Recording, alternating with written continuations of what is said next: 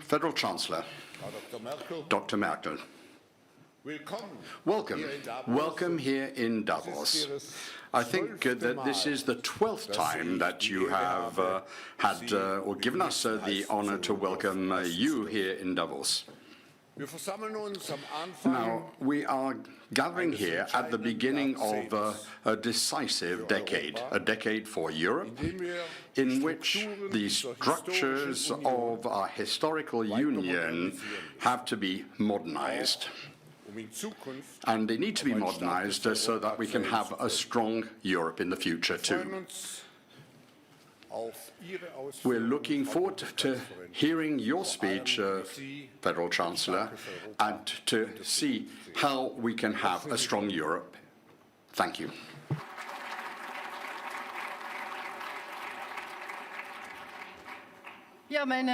Well, ladies and gentlemen, but a particular word of recognition to you, Professor Schwab. You said, I'm here for the 12th time. Well, you are here for the 50th time, I understand, and not just one day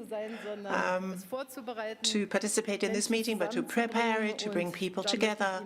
And I would like, from all my heart, to congratulate you, because you have really created something very special and a singular kind of forum. The forum actually set a very ambitious goal for itself, namely improving the state of the world.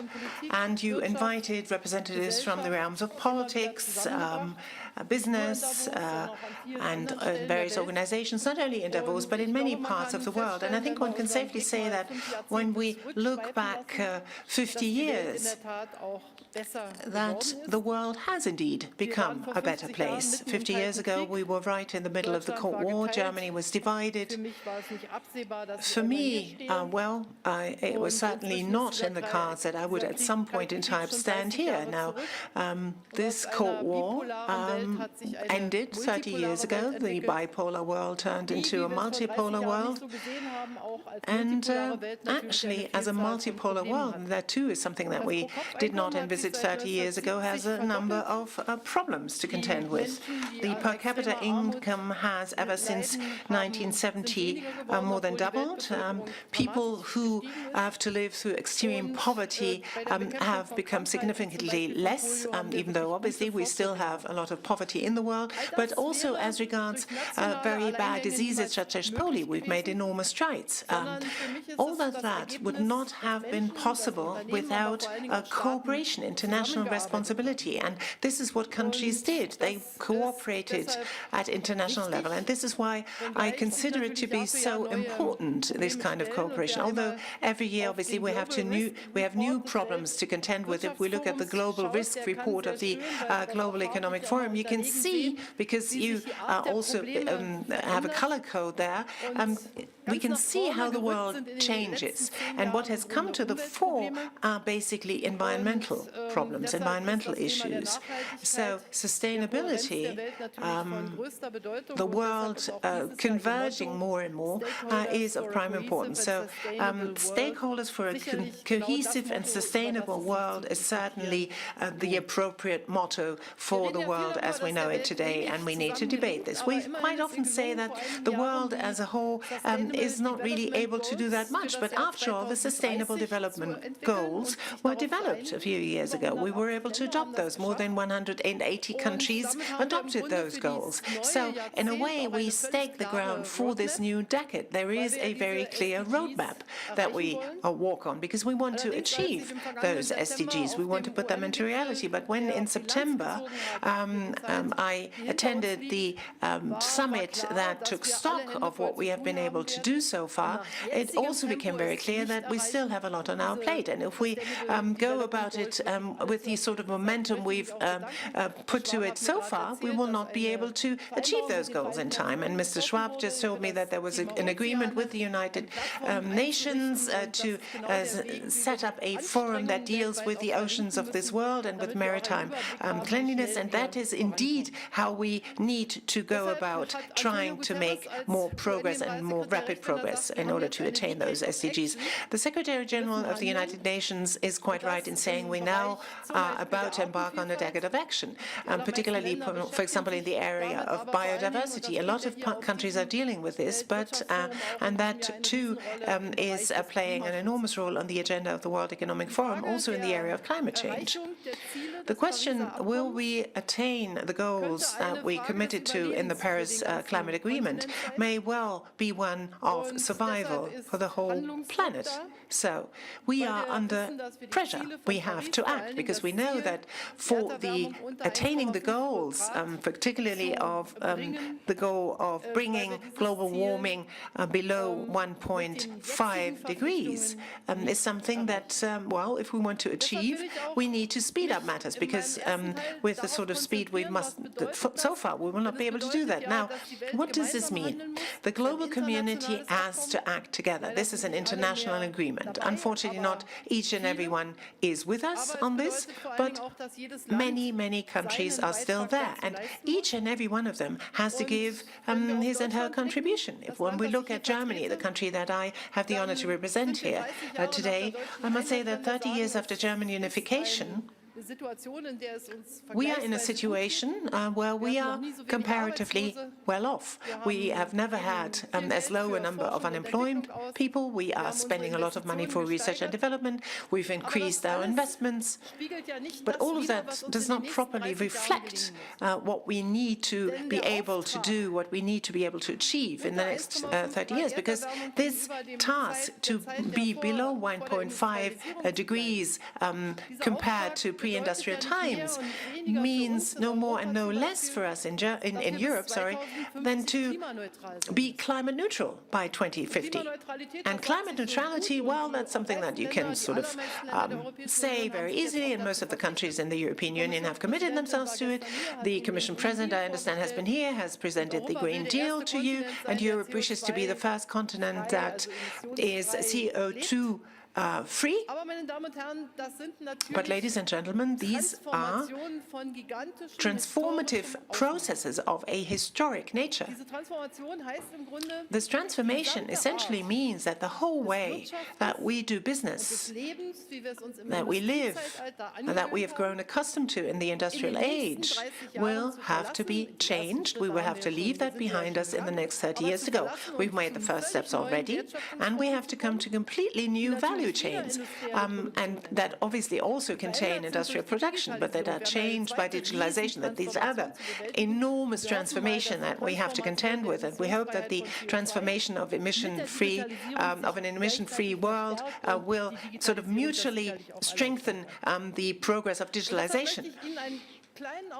And let me perhaps take a moment and tell you what we're doing in Germany and what this is actually doing to societies, because you can very easily pay lip service to such a tenet.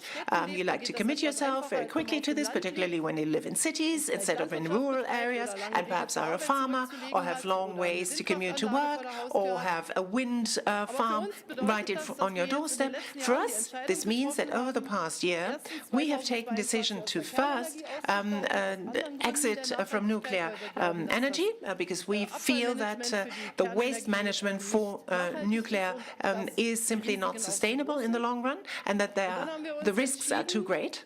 And we decided that at the very latest 2038, if possible already 2035, we will exit from coal. We will no longer generate energy through coal. And Germany still has a fairly large share of energy generation, 30% or thereabouts, through coal. That is an enormous step, particularly for those people who live in the areas where lignite is extracted. Then they have to now all of a sudden switch completely to new energy sources. But electricity generation too, electricity supply too, has to be changed to being CO2 free. If we look at primary energy consumption in Germany, we see that electricity generation is 22%, and 78% of our energy consumption goes into heating, into mobility, or in industrial production. So let's stay with electricity generation. Here we intend by 2030 to have 65% generated through renewables.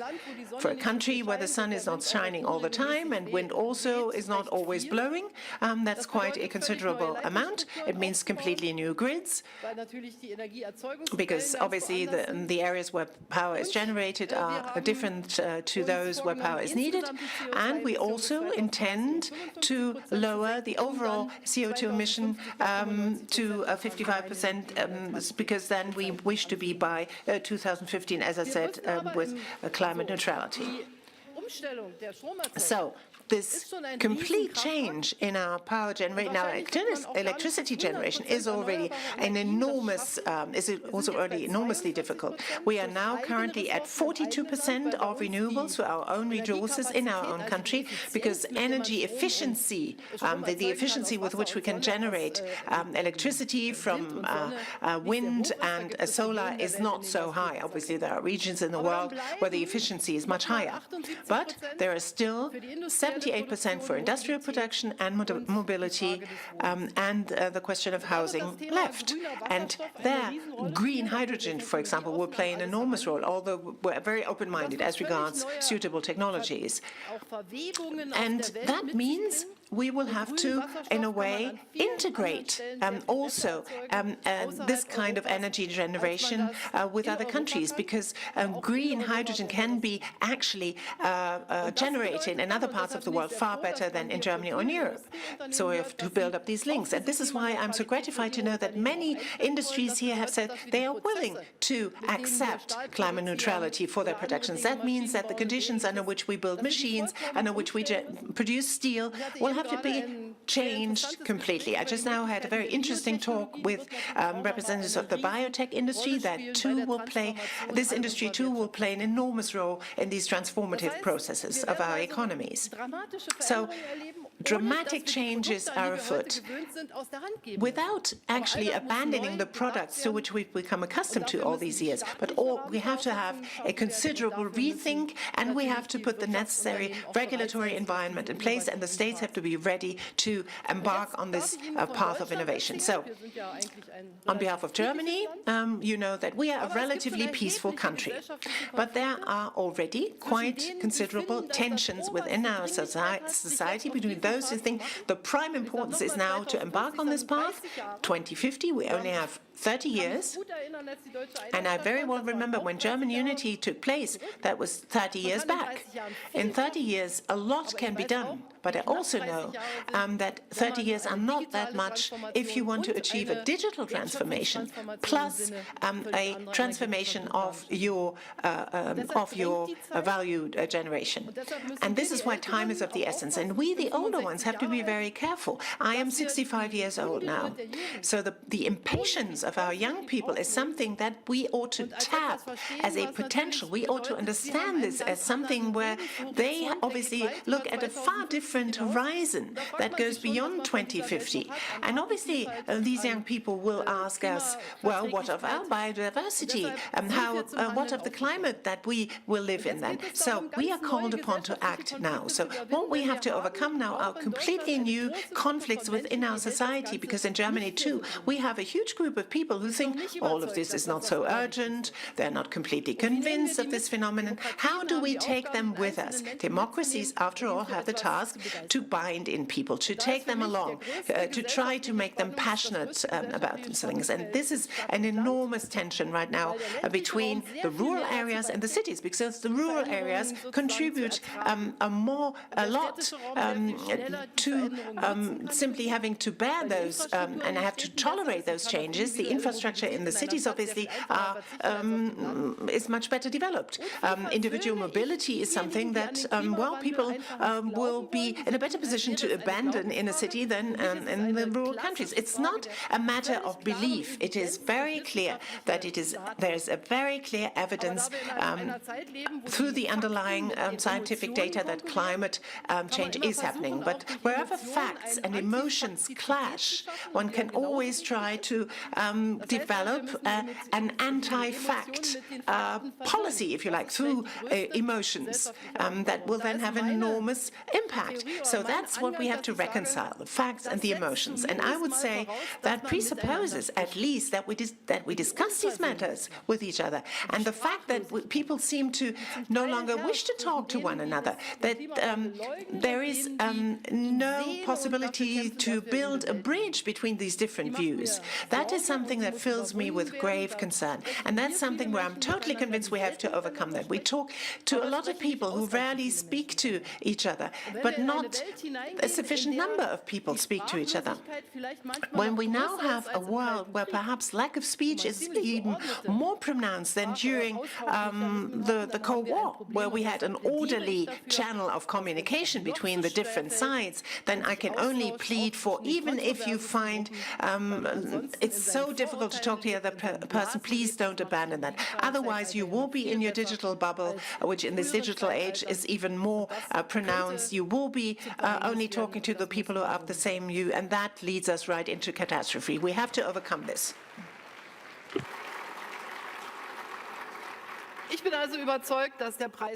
I am totally convinced that the price of inaction would be far higher than the price of action, and we hope to place our hopes in innovation, in research, and we think that the industrialized countries obviously have to do more.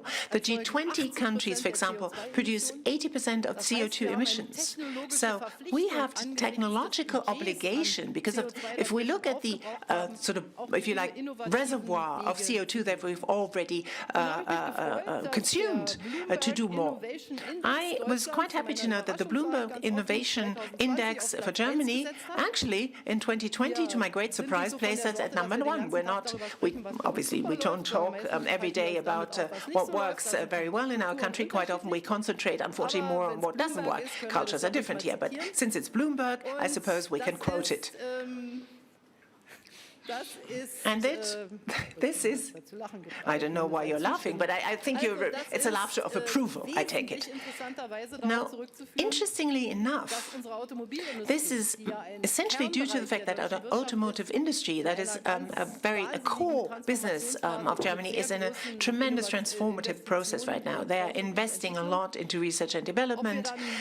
Whether in the end we will be fast enough, well, we'll wait and see. The risks are also mentioned in this study, but we think that as far as possible, we ought to allow the market forces to play here, but the most difficult area of transformation is mobility right now, because this change from CO2 mobility to CO3 mobility is tremendous, and we all know just due to only by producing a battery, by using electric car, obviously CO2 emissions are not reduced necessarily, because there are quite a lot of emissions that are also generated in the process of producing that. But what we have to do is we have to provide innovations ourselves. For example, we now have a very high electricity price in our country because we have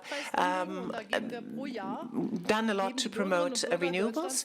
Per year, the citizens of Europe are spending 30 billion because they are subsidizing this electricity price. But that means that we've actually come to marketability of solar and wind. And now in the developing countries, we are able to sell them technologies, and the developing countries too are able to apply technologies that no longer entail cost of production. So these countries that are poorer, but that also obviously have a much smaller footprint as regards CO2 emissions, are actually thrust far more quickly into this new world. Germany is paying double the amount now for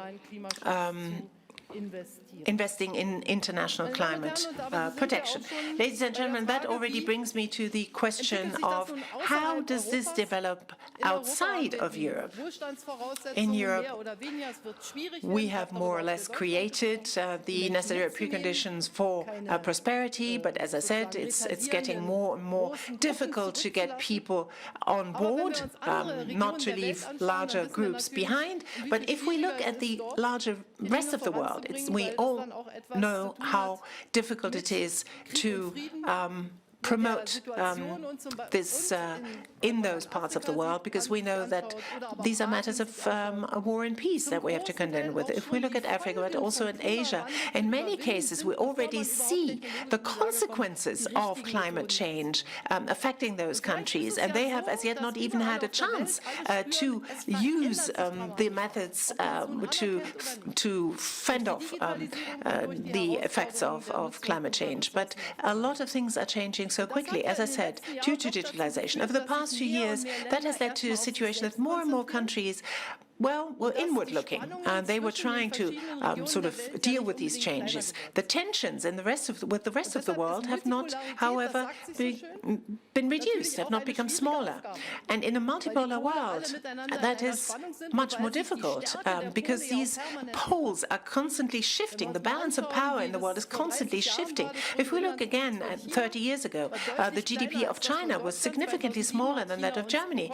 2007, the overall GDP. In 2007, China overtook us all of a sudden, and now obviously they are much stronger. And this sort of shift of powers, certain poles in the world getting stronger, others getting weaker, also fills people with concern, and that again triggers of tensions that we need to contend with. Today, almost to the hour, Israel celebrates in Yad Vashem, or commemorates in Yad Vashem the Holocaust. The German federal president is present there today. He will speak on behalf of Germany, and he will again point to the guilt that the German nation has, and that will refer to the suffering that we've brought over the rest of the world, and that we will do everything we can so that this does not repeat itself. But we are looking back on more than 70 years, 75 years of peace in Europe. Not each and everyone has that. We woke up with a start, seeing the tensions between Iran and Iraq, seeing what's happening there in this particular part of the world. How can we de-escalate that? Now we say, if we have incomplete, flawed agreements, such as JCPOA, still, we as Germans would say, let us not discard that if we don't have anything better to replace it. This is why we stand up for keeping this agreement, but we also, as you know, have resorted to the dispute resolution mechanism, because we shouldn't send the message to Iran that it doesn't come without punishment for them violating the agreement. Now, there are other tensions. For example, in 2015, as you all know, we received a lot of refugees that fled the tensions in their home regions. When we ask ourselves what was the mistake at the time, the mistake certainly was not accepting these people, refugees that were on our doorstep. The mistake we made was that we weren't sufficiently vigilant prior to that phenomenon about the tensions that actually made people leave their countries. When a country such as Syria, with about 20 million people, where half of the people have fled, either have now IDPs or have fled to other countries. If we look at Turkey, that has about 5 million refugees, that Lebanon has become unstable because of the many refugees they've absorbed. Jordan has absorbed so many refugees. We time and again have to be vigilant as regards these peace processes. We have to care for them. We have to nurture them. And now, if we look at Libya, we have to be very careful that the same doesn't happen there again. We've made a first attempt, and it's only a first attempt to find a solution for Libya before Libya itself also falls into this trap of a proxy war, as we've seen it in Syria, to the great suffering of the Syrian people.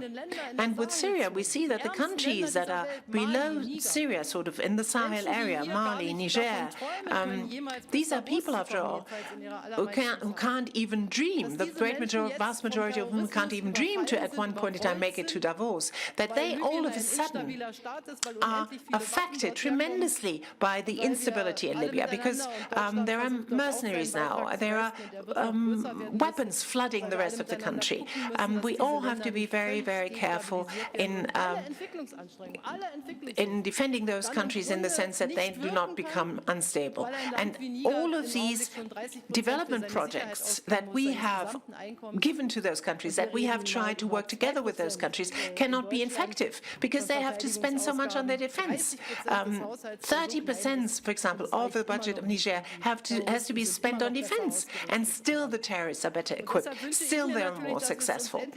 So let us all get together when those countries ask us to fight terrorism in their part of the world, as we've done this with the overall coalition in Syria, that they too are being given a robust mandate by the United Nations. They're more than ready to stand up for their countries. So far, we have not yet been able to rally round and give them the support that they need by the United Nations. Let us look again at Syria, what this meant, what the impact meant for us in Europe. It means that we have to do more preemptively, do good for those countries in order to prevent these enormous floods of migrants, or at least see to it that there is in a way, a regulated kind of migration. And we will also provide, obviously, 600 million, for example, for Gavi, for the inoculation campaigns, help those countries to contend the problems that they have to grapple with. Without security, again, there cannot be development, and without development, there cannot be security. I think we would all agree. Ladies and gentlemen, Germany is part of the European Union. As Mr. Schwab quite rightly pointed out, we will have the presidency of the European Union in the second half of this year. On the 31st of January, the European Union will change substantially.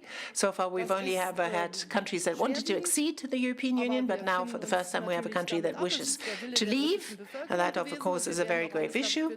We will have to accept that. We will do everything we can in order to have good neighborly relations in a spirit of partnership with the United Kingdom. Europe, if it wishes to live up to its aspirations and its ambitions that Ursula von der Leyen, the new Commission President, has outlined, it needs to be sort of speaking with a clearer and stronger voice. And I think wishing to be the first CO2-free continent in the world, I think, is a very good statement. Also doing more on development, also contributing more to peace in the world. And during our presidency, we want to give a contribution to this through two policies that I wish to mention here. First, we want to convene a summit meeting with the African countries, and that will take place in Brussels. And there we want to, in particular, listen to the Africans. What is their agenda? I am very glad that we no longer do something for Africa, but with Africa. Africa has staked out a development agenda for itself, and also has developed a free trade area. And the conference on this took place in Niamey, the poorest country of the world, and they decided to develop an internal African market, which is a very courageous decision. It would take a while, but it's a very courageous decision. And we should listen to the Africans and help them develop their ideas, and not always impose our ideas for development on them.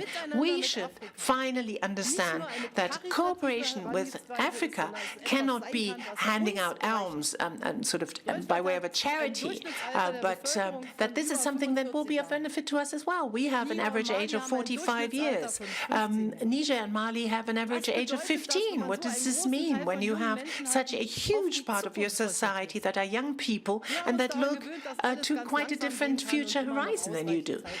We have always said we have time, but now there is a pressure upon us, and I can only say the Europeans can only win if they listen to the Africans, if they also tap this enormous potential of creativity, of joy of life, basically.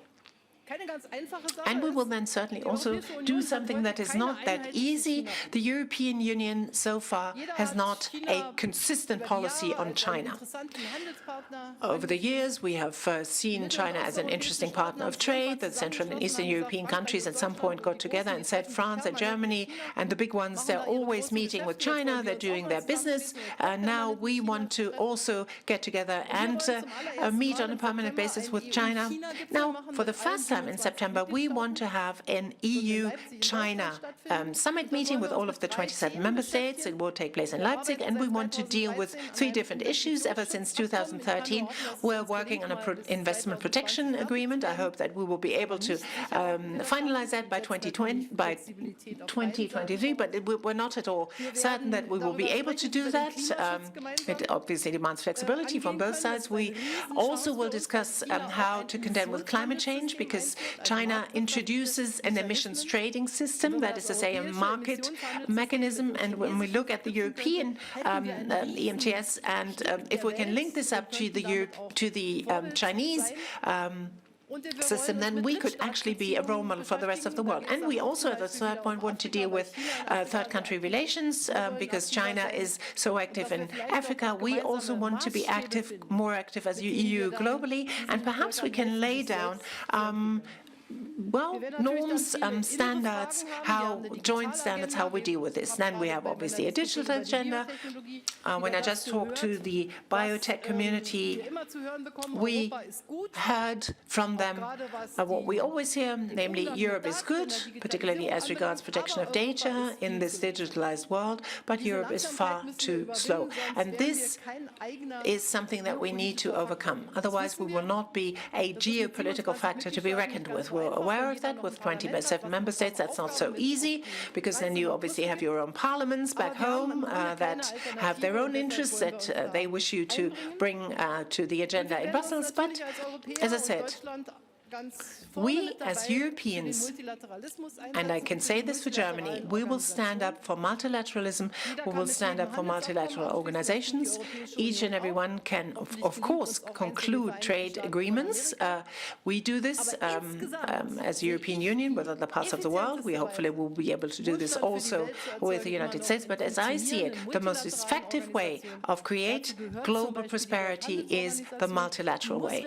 The World Trade Organization is part and parcel of this. I agree with the American president that the WTO needs to be reformed, but it has to be rendered functionable. And the fact that we don't have this panel in place right now, I think this arbitration panel, shows that it's not really working well, but it should be working well. Now, stakeholders for a cohesive and sustainable world. I would argue that we all are this. We politicians are this. You are this. We try to take this seriously. I would say, basically, there's a whole host of opportunities open to us, but we must no longer be inward-looking, be going it alone. That would be the totally wrong lesson all these many years after the end of the Second World War. Now, I know that repeating the same kind of messages over and over again will not convince each and everyone, but standing up for this, I think, is well worth our while, and I know that there are many here among us who work for the same goal. Thank you very much for your attention.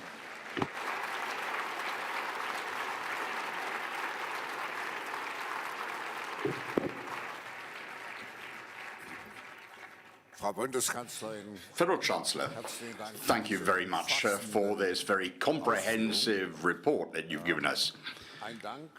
Thank you for the initiatives with regard to the Libya conference.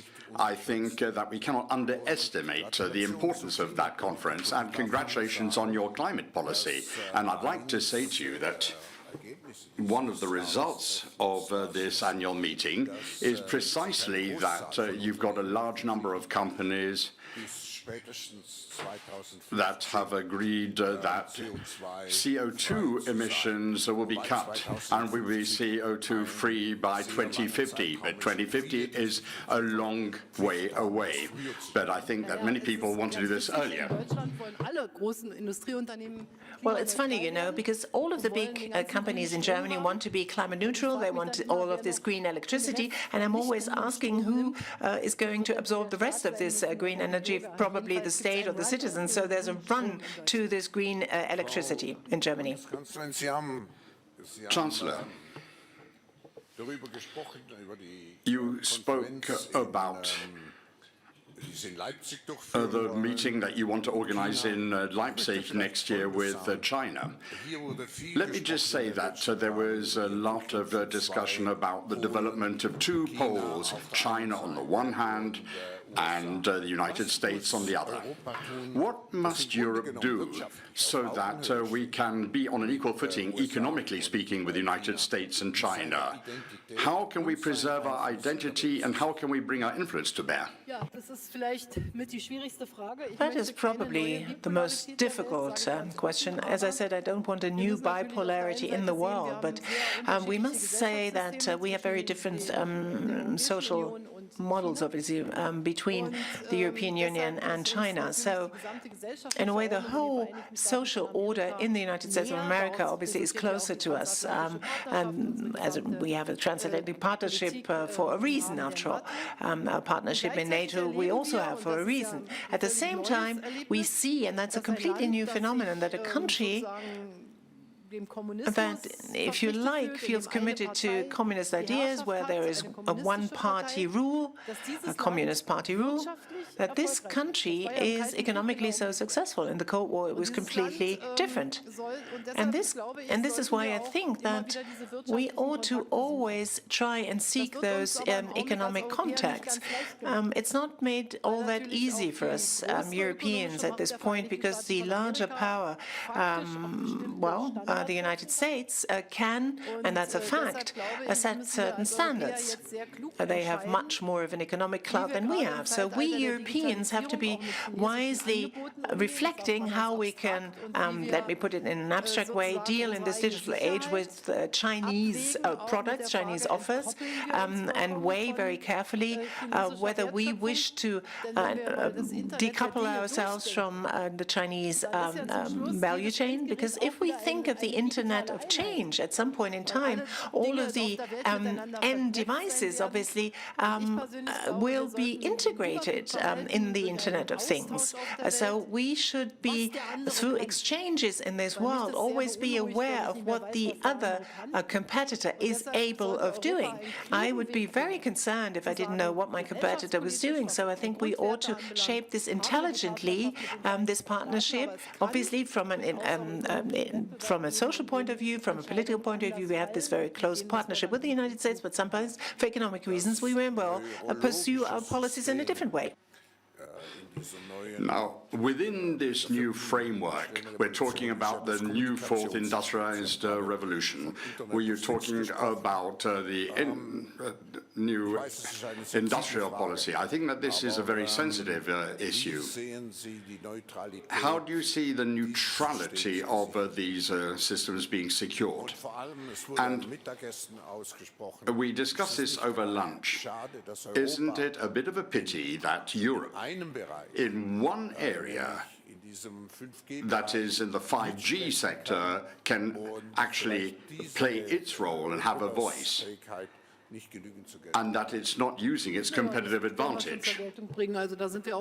Oh, I think we can bring this to bear. After all, we're very proud of having European companies that may very well play a dominant role in building up 5G. 5G, on the one hand, is something evolutionary, something revolutionary as well, because for the first time in real time, I'm able to link up all kinds of different things, which means obviously that the security demands are much higher. How do I secure this? Well, I do this through diversification, through redundancies where necessary.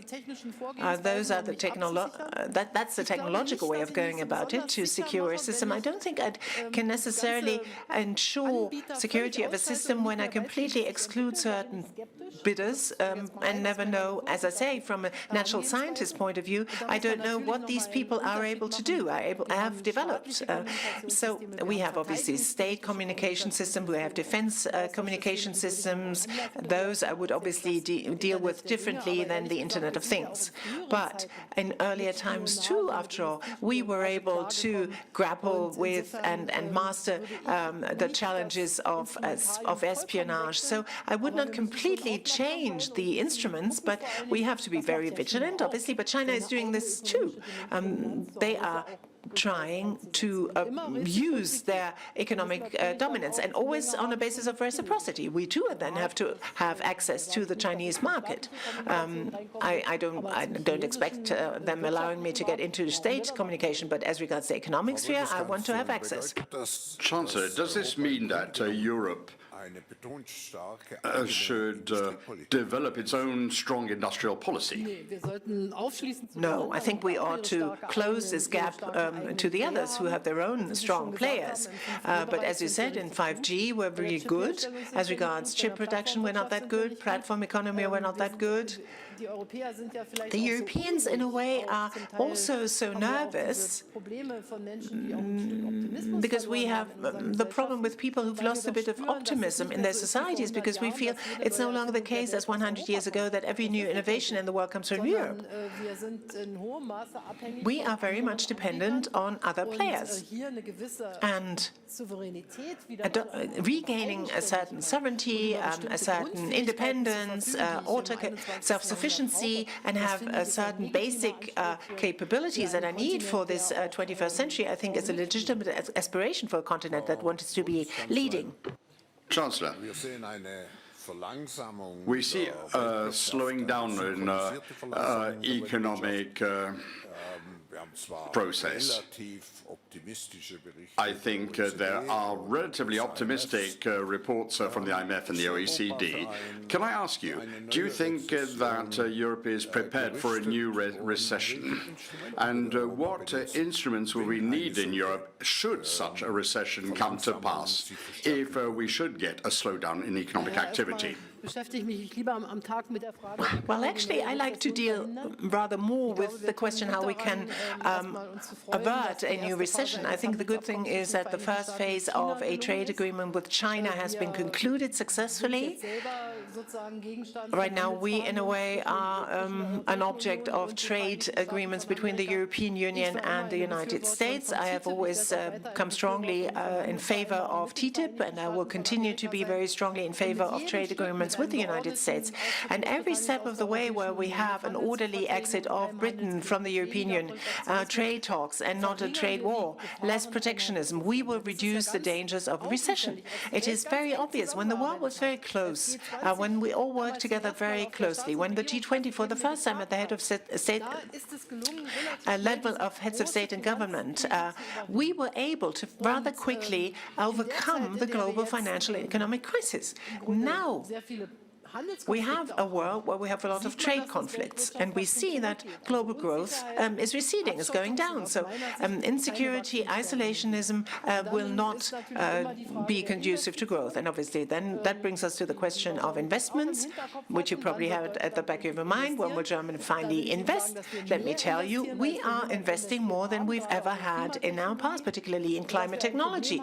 And we have a problem right now. We have now more money actually that we've earmarked and that we have there than people absorb, than people call for. We have to improve our regulatory mechanism so that this can work. But Germany will not be sort of holding back in participating in those measures. And competitiveness, research, development, innovation are drivers of such investments.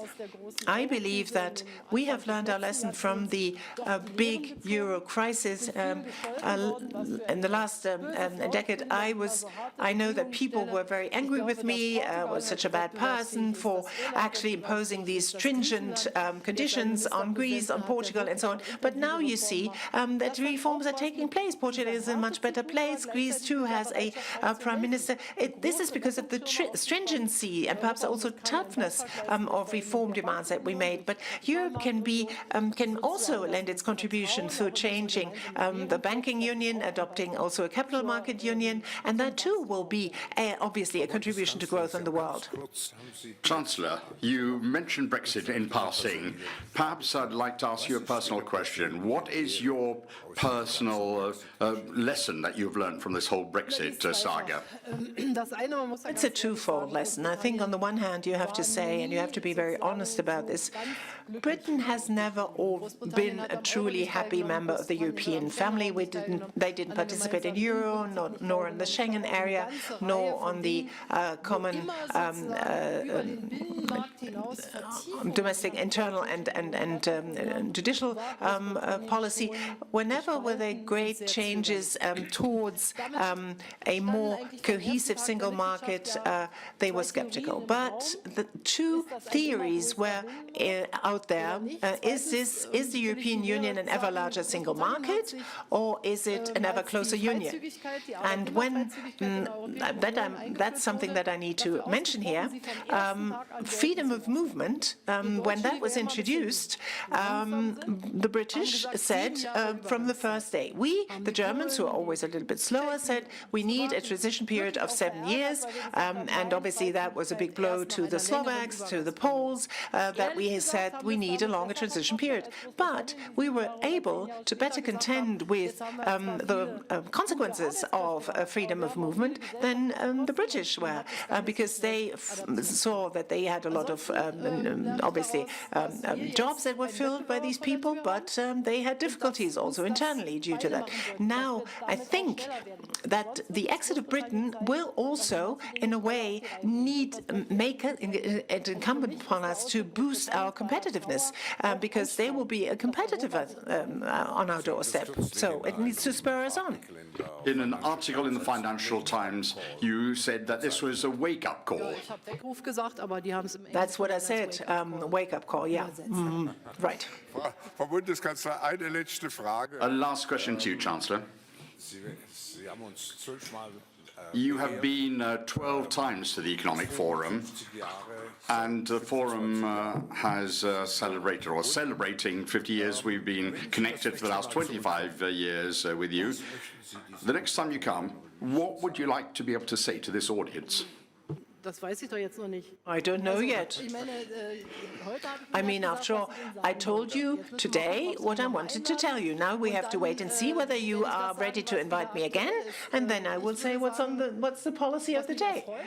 What I'm happy about, let me perhaps put it that way, is that this forum is in a contribution to opening up channels of communication that are a bit sort of beyond what we're used to. And because I see so many people not talking to one another these days, I would hope and pray that you continue to also invite the antagonists, if I may put it that way, and get them to one and the same table. In the 21st century, it is not actually timely, it is not sensible to say, I don't talk to this or that person. Actually, we ought to impose sanctions on these people, because you always have to be ready to talk to one another. We will follow your advice. Thank you very much, Chancellor.